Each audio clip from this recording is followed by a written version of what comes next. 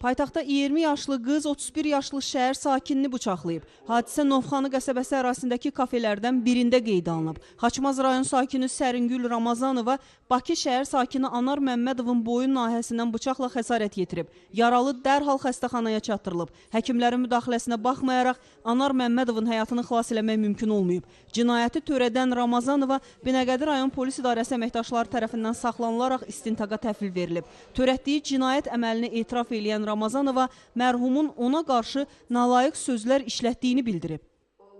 Təhqir eləyəndən sonra qayıtdım ki, Anar o sözü sən özünü dizdirəcəm. Ucuz gəldim, mən şillərlə vurmağa başladı. Onda mən vəbşin pis sözümə təsir elədi ki, götürdüm bıçaq üstünə gəlirdim qaqaşım. Elə bir ki, mən onu vurmaq istəyəndə, belənçini eləmək istəyəndə qarnına soxmaq istədim bir necə. Sonra gördüm ki, obyektin yiyəsi gəldi belənçinə. Əlimi belə eləmək istəyəndə qaqaş böyrümdən onun qabağını kəsdi qabağını. Elə ki, mənə vurmaq istəyirdi. Bıçağı belə eləyən kimi də bıçaq tutdu onun burasından. Elə ki, boğaz damarından tutdu. Səringül Ramazanova əməlindən peşman olmadığını bildirir. Mənim nəsmin söylədiyinə görə mən peşman deyiləm. Amma özümü təqsirli bilirəm, düzdür. Amma mən peşmançılığımı çəkinmirəm. Qeyri bir insan olsaydısa, Allah mənim ailəmdən olsaydısa, yoldaşım olardı, hər kim olardı olsun, o mən var yoxunu söymək üstündə, mən o insanı yaşatmazdım.